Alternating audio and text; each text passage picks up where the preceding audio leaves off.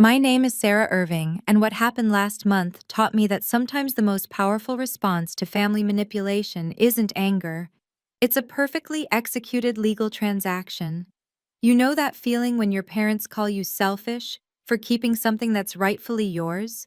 When they demand you sacrifice everything for the golden child who already has it all? That's exactly what mine did when they discovered I'd inherited my grandmother's $750,000 house. They didn't just ask me to share. They brought a realtor to force the sale, threatening to disown me if I didn't comply. But what they didn't know was that I'd already sold it 3 days earlier to someone they'd never expect. When they saw who was standing in that house, my mother actually screamed. Before I tell you how my sister's own CEO became my secret weapon, please take a moment to like and subscribe, but only if stories about standing up to family pressure resonate with you. I'd love to know where you're watching from and what time it is there. Are you a night owl like me, or catching this with your morning coffee? Now let me take you back to where this all started. Growing up as the older daughter should have meant something, right? In most families, maybe. But in the Irving household, I learned early that birth order meant nothing compared to who could charm their way into our parents' hearts. And that person was always Melissa. While I was taking the bus to public school at 7 in the morning, my parents drove Melissa to Preston Academy, the private school that cost more than most people's annual salary. Sarah's independent, Mom would say. She doesn't need what Melissa needs. Translation: Sarah doesn't deserve what Melissa deserves. I remember sitting at the kitchen table showing Dad my straight-A report card. He glanced at it for maybe 2 seconds before asking, "Did you see Melissa's art project? She got selected for the district showcase." My perfect grades were expected. Melissa's every achievement was a miracle worthy of celebration. Ballet lessons, violin tutors, summer camps in Europe, Melissa got them all. When I asked to join the school debate team, which required a $200 fee, Dad said we needed to prioritize spending. That same week, they bought Melissa a $3,000 MacBook for her creative pursuits. But there was one person who saw through it all: Grandma Eleanor. While my parents fawned over Melissa's rehearsals and recitals, Grandma would quietly slip into my room.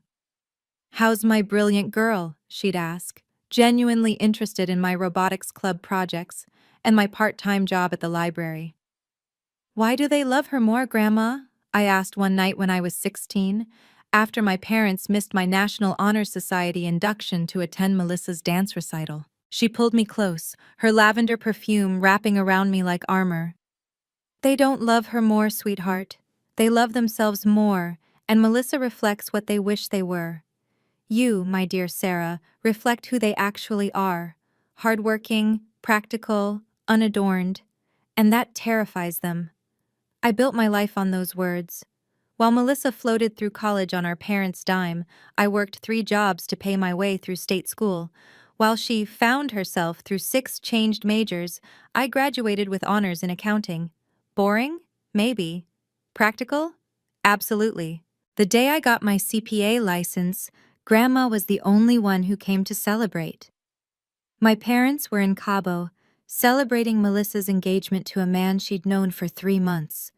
The engagement that would end 4 months later, naturally. You'd think after years of being overlooked, I'd get used to it. But some moments cut deeper than others, leaving scars that remind you exactly where you stand in your family's hierarchy. My 25th birthday fell on a Saturday. I'd mentioned it casually a few times, nothing pushy, just hoping for maybe a dinner together. That morning, I woke up to silence. No calls, no texts, nothing. Around noon, I saw Mom's Facebook post. "Shopping day with my baby girl, so blessed." The photo showed her and Melissa at Nordstrom, bags in hand, champagne glasses raised. It wasn't even Melissa's birthday month. When I graduated summa cum laude, my parents sent a text. "Congrats." When Melissa finally graduated, 2 years late, barely scraping by, they threw a party for 50 people and hired a photographer. The invitation called it a celebration of our shining star's journey. But Grandma Eleanor never forgot. Every achievement, every milestone, every small victory, she celebrated them all. She'd show up at my apartment with homemade lasagna when I passed my CPA exam. She framed my first business card. She even kept a folder of my college papers, telling everyone at her book club about her brilliant granddaughter, the accountant. "You're building something real, Sarah," she told me during one of our Sunday lunches. "Your parents might not see it, but I do. And someday when I'm gone, you'll have more than just my love to remember me by." I thought she meant photos or maybe her jewelry. I never imagined she meant the house. The house on Maple Street, where I'd spent every summer, every holiday my parents were too busy taking Melissa to competitions. The house where I learned to bake, to garden, to believe I was worth something. 3 bedrooms, 2 baths, a garden that bloomed year-round, and memories in every corner. When Grandma passed last year, I thought I'd lost my only real family. Then Attorney Mills called with the will reading appointment, and everything changed. But even then, sitting in that office, hearing my name called as the sole beneficiary of the house, I knew this wasn't the end of the story. Because in my family, what's mine has always been subject to committee approval, and the committee had always ruled in favor of Melissa. The real question was, would I let them do it again? The house wasn't just a building. It was $750,000 of prime real estate in one of Palo Alto's most desirable neighborhoods, 3 blocks from the tech corridor, walking distance to the Caltrain station, with a market value that had tripled in the last decade. But for me, it was the kitchen where Grandma taught me to make her famous apple pie, the back porch where we'd sit reading together in comfortable silence, the garden where she showed me that patience and care could make beautiful things grow. Every room held a memory of being seen, being valued, being loved without conditions. I'd been living in a cramped studio apartment in Redwood City, 40 minutes from work on a good day, an hour and a half when traffic decided to remind you why everyone hates the Bay Area commute. The inheritance meant I could finally have stability, a real home, a place where I didn't have to worry about rent increases or roommates who forgot to pay utilities. More importantly, it was 2 miles from the tech company where I'd just landed a senior accountant position. The same company, ironically, where Melissa had just been promoted to marketing manager. She'd been bragging about it for weeks, how she was the youngest manager in the department, how the CEO himself had approved her promotion.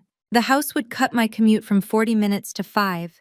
It would save me $2,000 a month in rent. It would give me the space to finally have a home office, maybe even take on consulting clients. This wasn't just an inheritance, it was my future. But within days of the will being read, the calls started. "Sarah, honey, we need to talk about Grandma's house." Mom's voice was sweeter than it had been in years. "It's a big responsibility, sweetheart. Maybe too big for one person." Dad's concern was touching, really. If only he'd shown it sometime in the last 32 years. Then came Melissa's tears. "I'm not saying you should give it to me, but maybe we could share? Or you could sell and we could split it? I mean, you already have a place to live. A studio apartment with black mold and a landlord who considered hot water optional. But sure, I already had a place."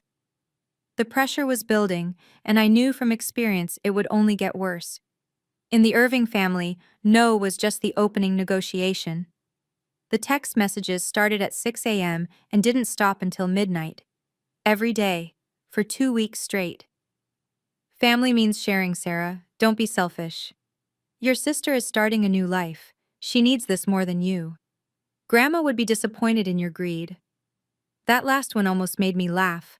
Grandma, who explicitly left the house to me and only me, would be disappointed? The woman who once told me, "Your parents would sell your shadow if Melissa needed the money?"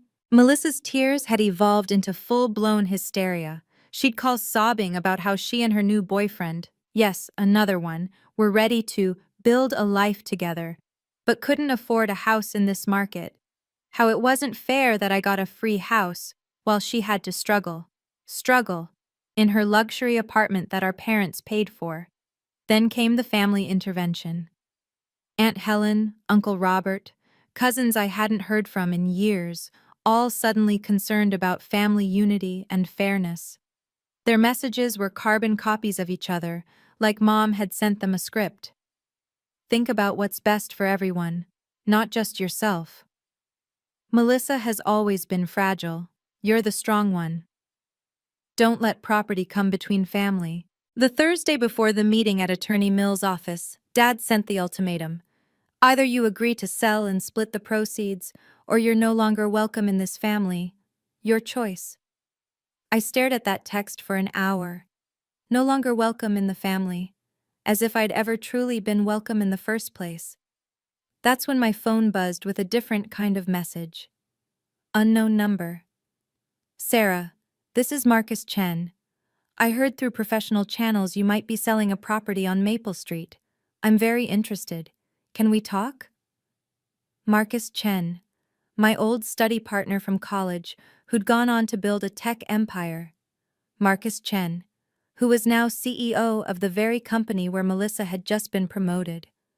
The universe, it seemed, had a sense of humor. I looked at Dad's ultimatum again, then at Marcus's message. For the first time in 2 weeks, I smiled. They wanted me to sell the house? Fine, but they never specified to whom. Hi, Marcus, I typed back. Yes, let's talk, but it needs to be confidential for now. His response was immediate. Understood. I can meet tonight. And Sarah? I remember how they treated you in college. This time, you call the shots. If you've ever been the family scapegoat, the one expected to sacrifice everything while watching the golden child get handed the world, drop a comment below. I want to hear your story. How did you finally stand up for yourself? Or are you still fighting that battle? And if this resonates with you, please hit that like button and subscribe. Your support means everything, especially to those of us who grew up being told we didn't matter. Now let me tell you about the meeting that changed everything. The day my family thought they'd corner me, but walked straight into my trap instead. Attorney Mills's conference room felt smaller with my entire family crammed inside. Mom and Dad sat across from me like prosecutors. Melissa perched between them, tissues already in hand. Even Aunt Helen had shown up, for moral support. The mahogany table reflected their determined faces. They'd come prepared for war. Before we begin, Dad announced, not waiting for Attorney Mills to speak, we've brought our own real estate agent. He gestured to a woman in an aggressive red blazer. Mrs. Patterson has buyers ready, cash offers. That's premature, Attorney Mills said calmly, adjusting her glasses. Not at all, Mom interjected. We're here to settle this as a family. The will was already settled, I said quietly. Wills can be contested, Dad shot back. Undue influence, mental capacity. We've consulted lawyers. Melissa started crying on cue. I can't believe you're making us do this, Sarah. After everything our parents have done for you. Everything? I wanted to laugh, or maybe cry. Instead, I kept my face neutral, the way Grandma taught me during our chess games. Never let them see your next move, she'd said. Sarah's being selfish, Mom announced to the room. One daughter hoarding property while the other struggles. I just want fairness, Melissa whimpered. Is that too much to ask? Mrs. Patterson, the realtor, slid papers across the table. If we list today, I can have it sold within a week. The market is hot. Sarah hasn't agreed to sell, Attorney Mills reminded them. She will. Dad's voice carried that tone I knew too well, the one that preceded every ultimatum of my childhood. Because if she doesn't, she's out of this family. No holidays, no birthdays, no contact with future grandchildren, nothing. The room went silent. Even Aunt Helen looked uncomfortable. Mom reached over and squeezed Melissa's hand. Your sister needs this, Sarah. Her new position requires her to entertain clients. She needs a proper house, not that apartment. The apartment you pay for? I asked. That's temporary, Mom snapped. And it's none of your business. Attorney Mills cleared her throat. Perhaps we should get Sarah to sign, Dad interrupted. Today, now.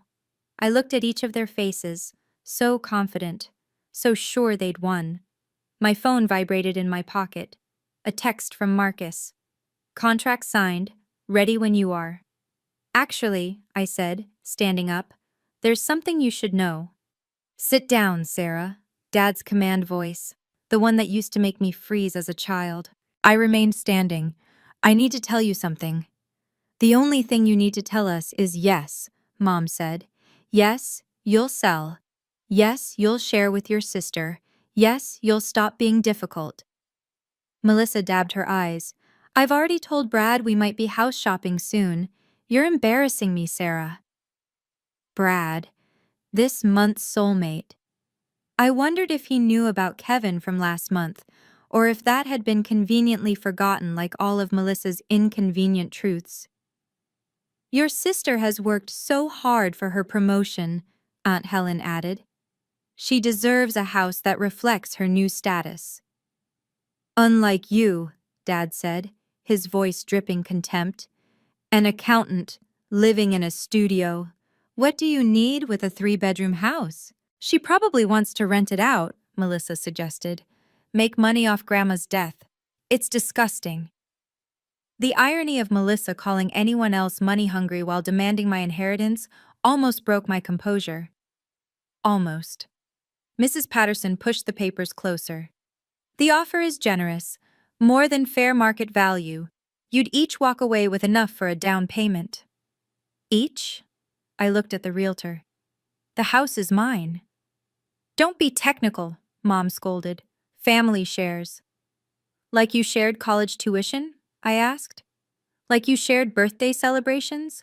Like you shared attendance at graduations? Here we go. Dad rolled his eyes. Poor Sarah and her grudges. You got Grandma's attention, Melissa accused. Every Sunday, every holiday. You monopolized her. The least you can do is share what she left behind. Attorney Mills shifted uncomfortably. The will is clear. Wills can be broken, Dad stated. I've already spoken to lawyers. Undue influence is real. An old woman, isolated by one granddaughter from the rest of the family. That's a lie, I said quietly.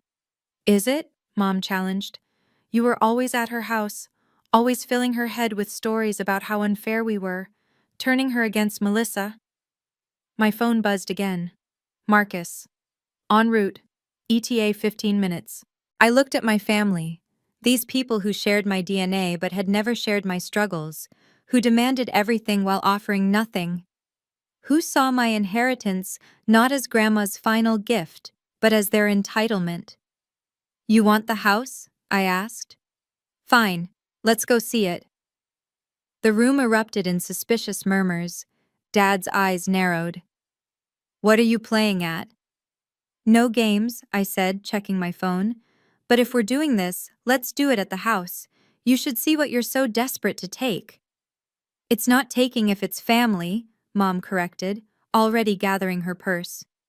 Attorney Mills stood. I should mention that any decisions about the property will be made today, Dad cut her off. We're done waiting. The convoy to Maple Street felt like a funeral procession. I drove alone while my parents Melissa and Mrs. Patterson rode together, probably strategizing their final attack. Attorney Mills followed in her Lexus, looking increasingly uncomfortable with the situation. My phone rang through the car speakers. Marcus. You sure about this? He asked. They want to see the house, I replied. They're about to get their wish. The papers are all filed, recorded with the county yesterday. It's done, Sarah. I know. I glanced in my rearview mirror at my family's car. How's the Tesla running? Parked in the driveway as we speak. See you in 10. Melissa had been texting me non-stop. Just do the right thing. Don't embarrass yourself. Mom's blood pressure is up because of you. That last one was rich. Mom's blood pressure was probably up from the excitement of stealing another thing from me to give to Melissa. As we turned onto Maple Street, I saw it. The familiar Victorian with its wraparound porch and garden that Grandma had loved so much. The garden I'd helped her plant. The porch where she'd taught me that family isn't about blood, it's about choice. And there, gleaming in the driveway like a beacon of karma, was a familiar white Tesla Model S. Melissa's gasp was audible even from my car. That's... I pulled up to the curb and got out, watching their faces as recognition dawned. Melissa had gone pale. Mom was squinting in confusion. Dad was already red-faced, though he didn't understand why yet. "Whose car is that?" Mom demanded. Melissa's voice came out as a whisper. "That's my CEO's car. Marcus Chen's car." "Your CEO?" Dad turned to her. "What would he be doing here?" I walked toward the front door, keys in hand that no longer worked. "Why don't we find out?" The door opened before I could knock. "Actually, there's something you should know about the house," I said, pausing at the porch steps. "We know everything we need to know," Dad said, pushing past me. "It's a family asset being hoarded by—" He stopped mid-sentence. Marcus Chen stood in the doorway, looking every inch the CEO in his casual but expensive Saturday attire. The kind of effortless wealth that didn't need to announce itself but was impossible to ignore. "Mr. Chen," Melissa's voice cracked, why are you—" "Ms. Irving," Marcus nodded to her professionally, then turned to me with a warm smile. "Sarah, perfect timing." "Someone explain what's happening," Mom demanded, though her voice had lost its earlier confidence. Mrs. Patterson, the realtor, stepped forward with her hand extended. "Mr. Chen, I'm Rebecca Patterson. I understand you're interested in—" "I'm not interested," Marcus said smoothly. "I'm the owner." The silence that followed was beautiful, pure, shocked, disbelieving silence. Dad found his voice first. "That's impossible. This house belongs to Sarah." "Belonged," Attorney Mills corrected, finally speaking up. "Past tense." 3 days ago," I added quietly. "The sale was finalized 3 days ago." Melissa's face cycled through emotions like a slot machine. Confusion, disbelief, anger, fear. "You sold it? You sold it to my boss?" "Technically, to his investment company," Marcus clarified. "All perfectly legal. Attorney Mills can confirm." Mills nodded. "I reviewed the documents myself. Clean sale, fair market value. Actually, above market value." "You can't do this!" Mom shrieked. "We're your family! You had no right!" "Actually, she had every right," Marcus said, his tone still professional, but with an edge. "It was her property, her decision." "But we had buyers," Mrs. Patterson protested. "Cash offers." "Bit late for that," Marcus observed. Dad's face had turned an alarming shade of purple. "This is fraud, manipulation. You took advantage of her." Marcus laughed, actually laughed. "Mr. Irving, I paid $800,000 for this property, $20,000 above asking. If anyone was taken advantage of, it was me. But I wanted this specific house, in this specific location." "Why?" Melissa whispered, and I could see her career flashing before her eyes. Marcus smiled. "We're opening a satellite office, for the marketing team. Your team, actually." The way Melissa swayed, I thought she might faint. "A satellite office?" Melissa's voice was barely audible. "Here?" "The company's been looking to expand our presence in residential areas," Marcus explained, still standing in the doorway like he belonged there. Which, legally, he did. "Better work-life balance for our teams. This location is perfect." Dad stepped forward aggressively. "You manipulated my daughter. This is illegal. We'll sue." "Which daughter?" Marcus asked innocently. "Because Sarah approached me with a clean offer. I paid above market value. Everything's documented." "You knew each other before," Mom accused. "This was planned." "We were study partners in college," I said calmly. "Is it illegal to sell property to someone you know?" "When it's done to spite your family, yes," Dad shouted. Attorney Mills cleared her throat. "Actually, no. That's not illegal at all." 30 people had gathered on the sidewalk now.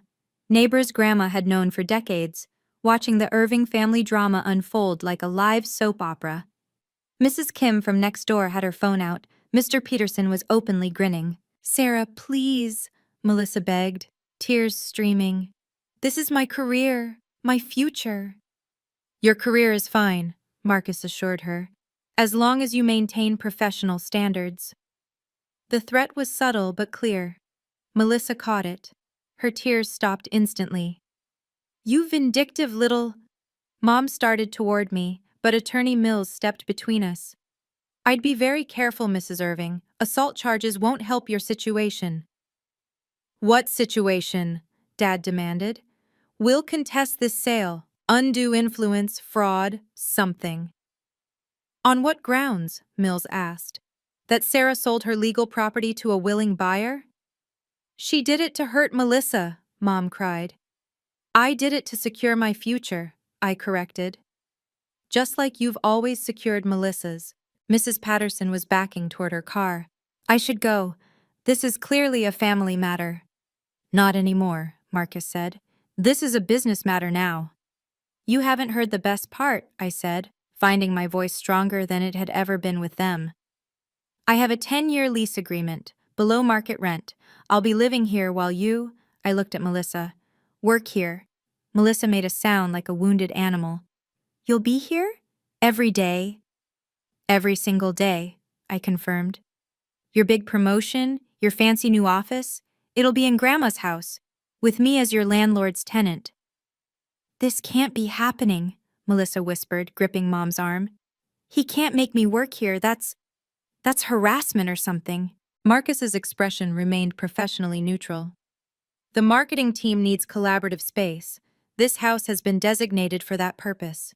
You're welcome to request a transfer to another team, of course. The implied demotion hung in the air like smoke. You planned this together. Dad pointed between Marcus and me. This is conspiracy. It's business, Marcus corrected. Sarah needed a buyer. I needed a property. We both got what we wanted. What about what we want? Mom shrieked. What about Melissa's needs? What about them? I asked, genuinely curious. For 32 years, everything has been about Melissa's needs, her education, her hobbies, her dreams, her failures that you paid to fix. When was it ever about what I needed? You never needed anything, Dad shot back. You were always independent, strong, you didn't need us. Because you never offered. The words exploded from me. I wasn't independent by choice. I was independent by necessity, because every resource, every moment of attention, every penny went to her. The neighbors were recording everything now. Mrs. Kim had been joined by her daughter. The Petersons' teenage son was live streaming. We should discuss this privately, Attorney Mills suggested. No, I said. They wanted to humiliate me publicly. They brought a realtor to force a public sale. Let's keep it public. My phone buzzed. Marcus glanced at his. The movers are here, he announced. A truck pulled up. 2 men began unloading office furniture. Desks, chairs, a conference table. No, Melissa breathed. No, no, no. The team meeting is Monday, Marcus informed her. 9 a.m. sharp. Don't be late.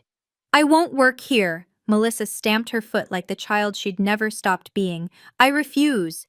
That's your choice, Marcus said mildly. HR can discuss your exit package if you prefer. Mom turned to me, her face twisted with rage. You've ruined your sister's life. Are you happy now? I haven't ruined anything, I replied. I sold my house. She still has her job. You still have your golden child. Nothing's changed except I'm no longer available to be your doormat. Dad stepped close, his voice low and menacing. You're done. You're out of this family. I met his eyes. Promise? Can you believe they actually thought they could force me to sell? What would you have done in my position? Drop a comment below. I genuinely want to know if you think I went too far or not far enough. If you're watching from California, give me a heart emoji. New York? Drop an apple. And wherever you are, if you've ever had to stand up to family bullying, you're not alone. The story's not over yet. What happened next changed everything, not just for Melissa, but for every relationship in our family. Let me show you what real consequences look like. The drive to Grandma's house, my former house, Marcus's house, whatever we were calling it now, felt like a victory parade in reverse. My family followed in their car, Mom probably ranting, Dad likely planning legal strategies, Melissa definitely catastrophizing about her career. I parked and walked to the front door, using my key one last time before remembering it no longer worked. The symbolism wasn't lost on me. More neighbors had gathered. Word traveled fast in this neighborhood where nothing exciting ever happened. Mrs. Chen from 3 houses down called out, "Eleanor would be so proud of you, Sarah." That stopped my mother cold.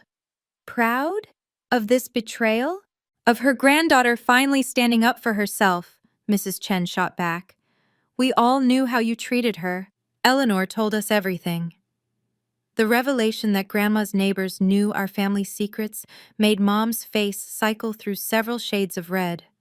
Marcus had moved onto the porch, surveying his new property with satisfaction. The movers continued unloading furniture. A desk went past that probably cost more than my monthly rent. That's when I noticed the Tesla wasn't alone anymore. 3 more cars had arrived, all expensive, all belonging to people I recognized from LinkedIn photos. Marcus's leadership team. "What is this?" Melissa demanded, recognizing her department head getting out of a BMW. "Site inspection," Marcus explained. "We're planning the layout. Your workspace will be in the front room, Melissa, the one with the bay window."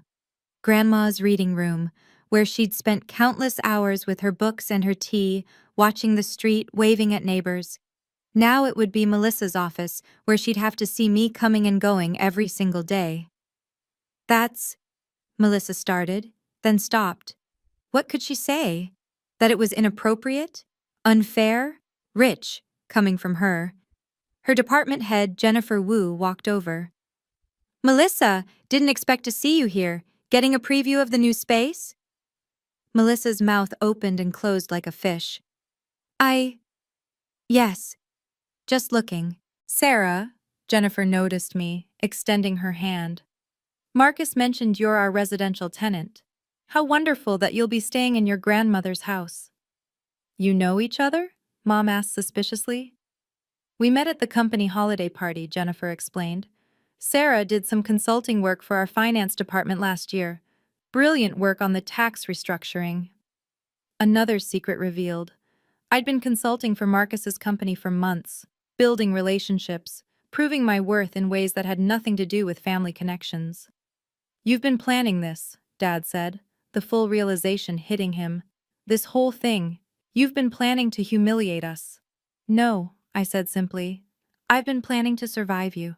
Marcus stepped forward, and the entire street seemed to hold its breath. Even the movers paused, sensing the tension. "Mr. and Mrs. Irving," he began, his CEO voice carrying across the yard. "Let me be crystal clear about what's happened here. 3 days ago, Sarah Irving sold me this property for $800,000. The sale is complete, filed with the county, and irreversible." "You took advantage," Dad started.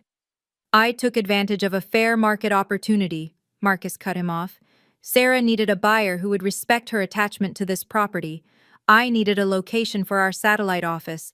We both won." "And Melissa?" Mom's voice cracked. "What about our daughter?" "Which one?" Marcus asked pointedly. "Because from what I've observed, you only seem concerned about one of them." Melissa stepped forward, mascara running. "Mr. Chen, please, this is my family, my sister. Can't we work something out?" "We have," he said. "You'll report here Monday for team meetings. Sarah will be residing upstairs per our lease agreement. You'll maintain professional boundaries.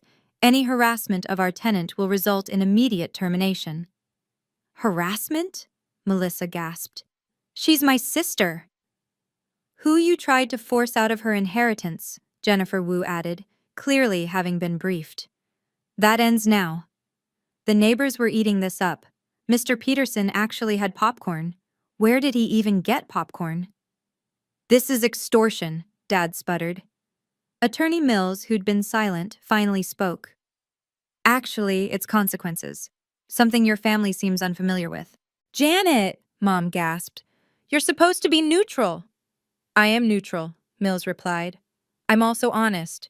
Your mother, Mrs. Irving, specifically excluded you from any decision-making about this property. She told me, and I quote, 'Linda and Robert will try to take this from Sarah. Don't let them.'"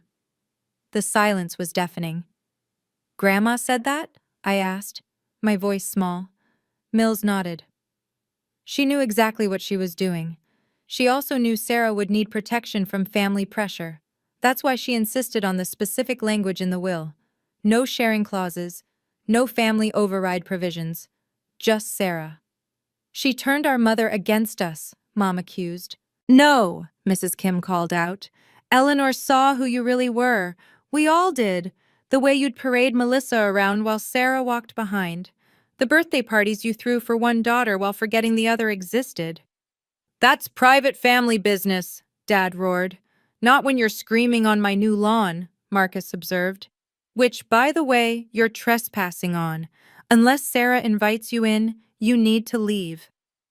Everyone turned to look at me. My family, the neighbors, Marcus, his team, waiting for my decision. The sale is legal, Attorney Mills continued, pulling documents from her briefcase. Here's the deed transfer, filed with Santa Clara County 3 days ago. The title search, clean. The purchase agreement, signed and notarized. Every single document is in order. She spread them on the hood of her Lexus like evidence in a court case. Sarah had full legal right to sell, Mills continued. No liens, no encumbrances, no other claims. Your threats of contesting the will? Empty.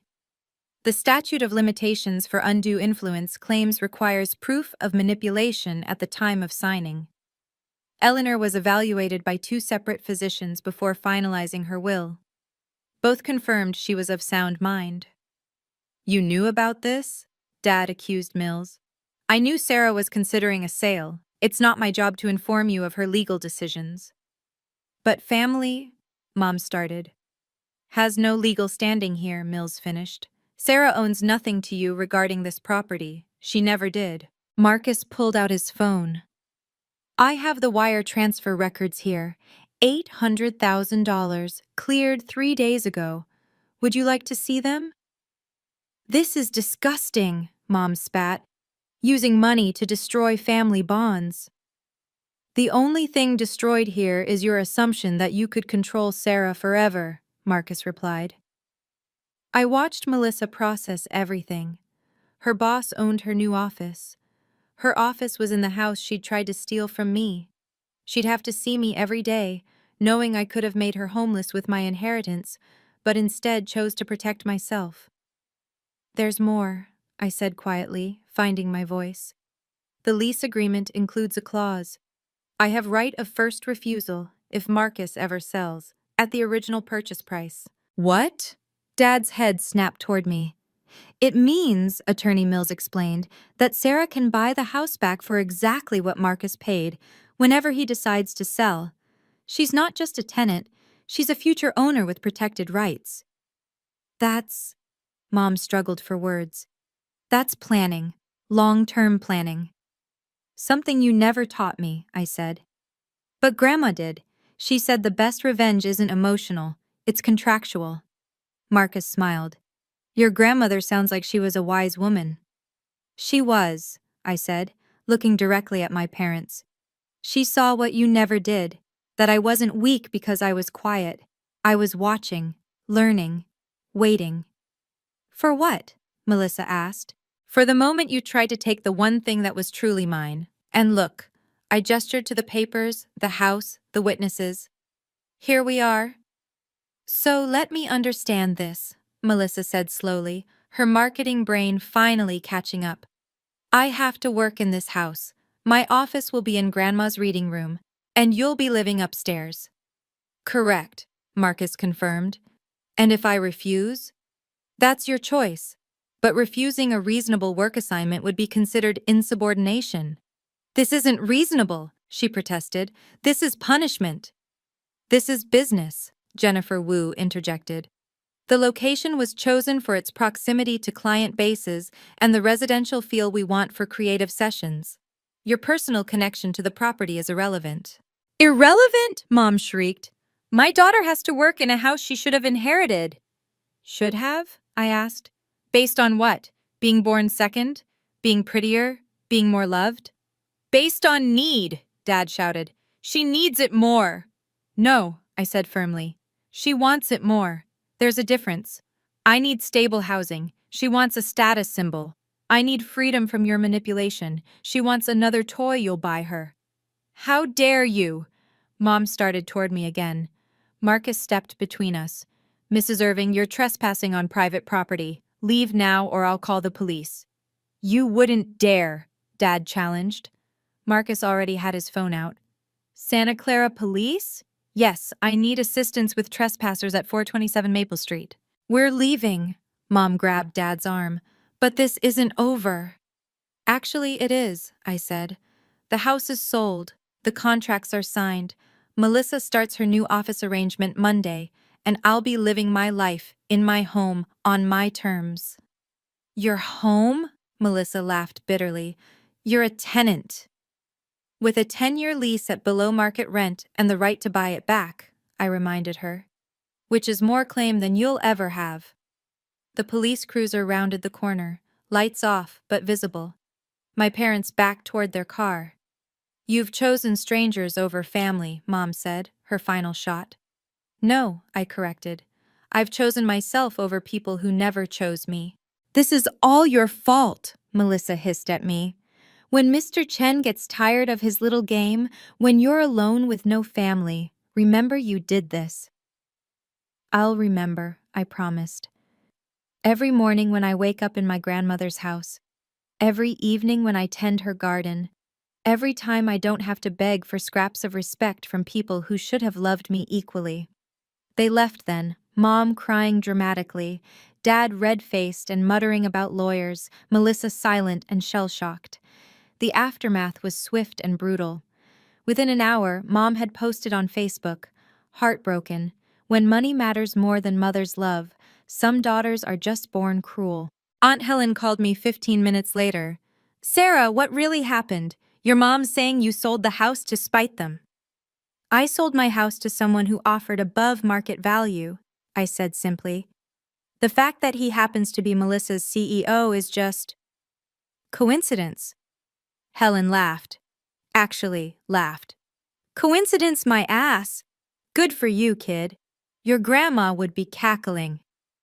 The family group chat exploded, cousins picking sides, uncles threatening legal action they couldn't afford, aunts clutching pearls they didn't own. But the best part? The neighbors group chat that Mrs. Kim added me to. Finally, someone stood up to those horrible people. Eleanor always said Sarah was the smart one. "Did you see Robert's face? Priceless. Linda's been telling everyone for years how successful Melissa is. Bet she won't mention her new office location." Monday morning arrived like Christmas. I woke up in my grandmother's bed, in my grandmother's house, and made coffee in my grandmother's kitchen. At 8:45 a.m., cars started arriving. Melissa's car pulled up at 8:58. She sat in it for 5 full minutes, probably giving herself a pep talk. When she finally got out, she looked up at my window. I waved. The look on her face was worth every family dinner I'd ever suffer through. Jennifer Wu ran the meeting in what used to be Grandma's reading room. I could hear bits of it through the old vents. Something about innovative workspace solutions and residential integration. Corporate speak for your sister owns you now. At lunch, Melissa knocked on my door. "Can we talk?" I let her in. She looked around the apartment I'd created upstairs. My books, my plants, my life. "This isn't fair," she said quietly. "What isn't?" "You living here, me working here. It's psychological torture." "It's consequences," I corrected. "You tried to take my inheritance. Now you work in it." "I'm your sister." "Yes," I agreed. "And that should have meant something to you before you tried to rob me." She left without another word. That evening Marcus called. "How was day 1? "Educational," I said. "For everyone." "No regrets?" I looked around Grandma's kitchen, at her china still in the cabinets, her apron still on its hook. Not a single one. 3 months later, the new normal had settled in like sediment in still water. Melissa arrived every morning at exactly 9 a.m., never earlier, never later. She'd park in the designated employee section Marcus had marked out, gather her things with robotic precision, and walk past my door without ever looking up. The house had transformed. Downstairs was all business, sleek computers, whiteboards, the constant hum of productivity. Upstairs remained Grandma's sanctuary, my sanctuary, untouched by corporate ambition. Your parents called again, Marcus told me during one of our monthly check-ins. They're offering to buy the house from me, double what I paid. And? I told them the property isn't for sale. Your father used some colorful language. Sounds about right. The real change was in Melissa. Without our parents' constant reinforcement, without their money cushioning every fall, she was struggling. Her work was mediocre, her ideas uninspired. Jennifer Wu had put her on a performance improvement plan. She's never had to actually work before, Jennifer confided during a chance meeting in the garden. Your parents' connections got her the job, but connections don't write marketing strategies.